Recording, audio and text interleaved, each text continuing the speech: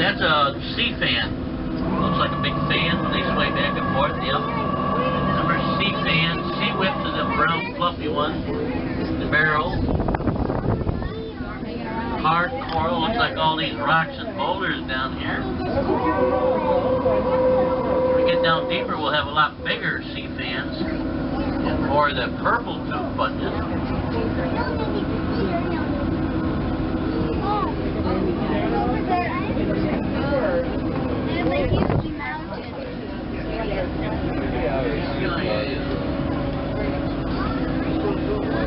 Look on your left side out the distance, you see how it's dropping down. Looks like it's going to get a lot deeper over there. We're coming up onto a ridge here. Now we got a chance to go deeper. We're down about 56 feet here. Does everybody want to go deeper? Yeah! Well, if anybody's a little nervous, you got to let me know now. I can let you out here. Yeah, we're gonna drop over the ridge, get down close to 70 feet, and then move into a little deeper. I'm recording it. A little about our sub. Our windows are 3.5 inches thick. Replacement cost on them is $6,000 in about 60 seconds. Really? Not to worry about decompression. The cabin pressure is exactly the same as it on the surface. A big school of creel rafts on the left out here, bright purple ones. Males have a little yellow tint to the bottom. Males are, females a little smaller purple. Bar jack on the right there. Two types of reefs down here. On our left, they call these hatch reefs because they look like big rock piles out there. Mom, I don't have any. On our right is called fringe reef because they're fringing Buck Island. Number creel rafts. Two A lot of tiger sand in between the coral on the right side here. That's called the fringe reef because if you followed it all the way to the surface, you'd hit Buck Island. Good place to look in the little cracks and crevices as we go through these areas. You can find some of our nocturnal animals looking at you. Like moray eels, lobsters, even octopuses. You probably won't spot the octopus though unless he happened to move because they lay perfectly still. They camouflage every part of their body to match. What a neat, there's a trumpet fish right next to that long skinny thing with a pointed nose. That's a trumpet fish. They like to hang out in the Gorgonians.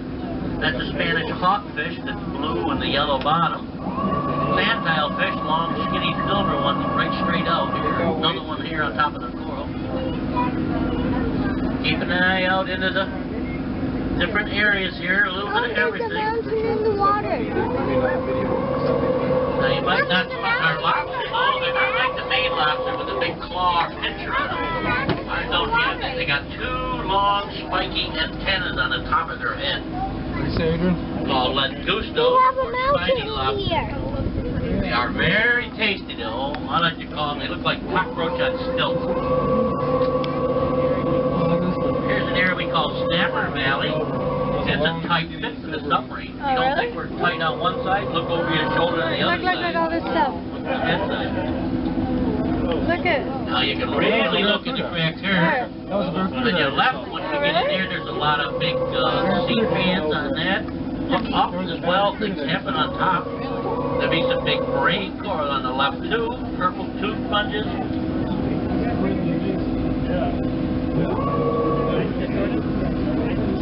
Brain coral is neat. When it wants to grow, it puts a little toxin out around its edges, which kills the surrounding coral so it can grow. Oh, yeah.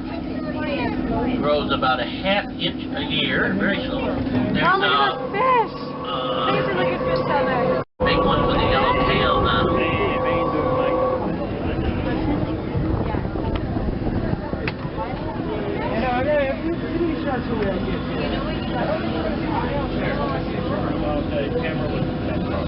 Now on both sides, you see them little bright blue, fluorescent blue fish that are out here about an inch or two long. Really bright blue. They call them blue chromis, also known as the kissing fish. And the one with the largest lips and the most push, she's in charge of the school. Sort of like that on the surface, huh, guys? That's the scariest fish out here. What is it? A marjack, that black It's a stripe on barracuda. the back. What fish is it? Was it a barracuda? Alright, I could see another fin, but it's... Look at this one, it's huge. Yeah, there's a small barracuda on the left side here, right in the middle of this boat. Midship. You can watch out this window here. There's a little barracuda here. Where's he going? There he is. Right there in front of us. Got the little black spots on the side.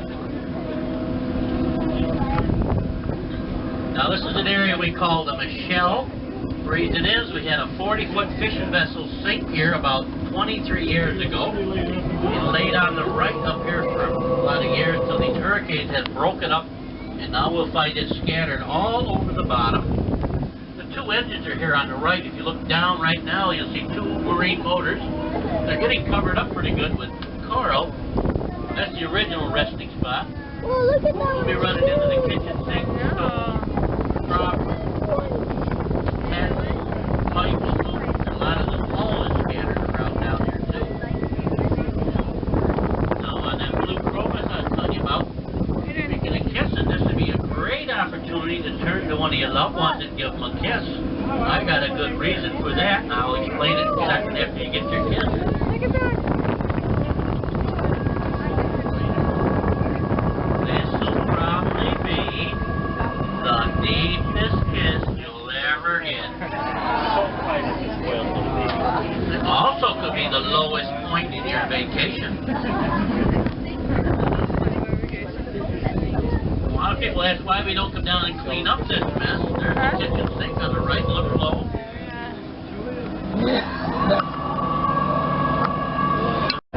It's called the Submarine disease. It'll go away in 3 to 5 days.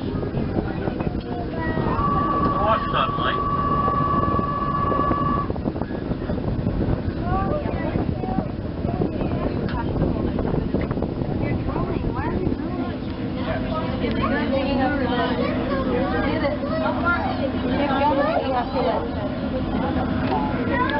As long as you can hold your breath, I guess. It doesn't matter. If you're not, when you're diving, you're not. If you're free diving, you don't have the decompression up because you only put one air in. When you go down, and then when you come up, it's the same amount of air. When you're diving, scuba diving, what happens? When you go down, the air in the tank gets compressed, and you take more of that in.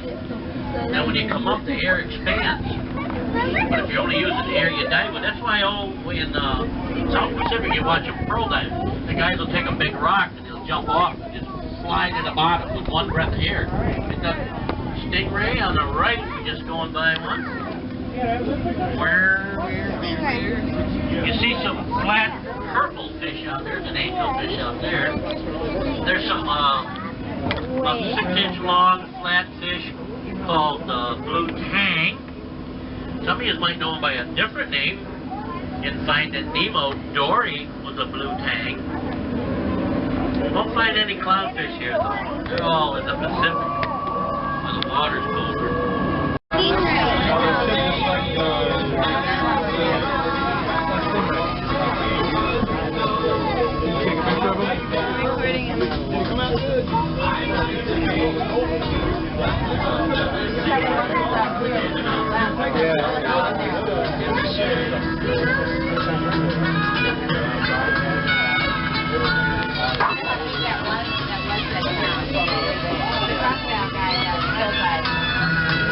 Oh yeah. So you want to know how big it was?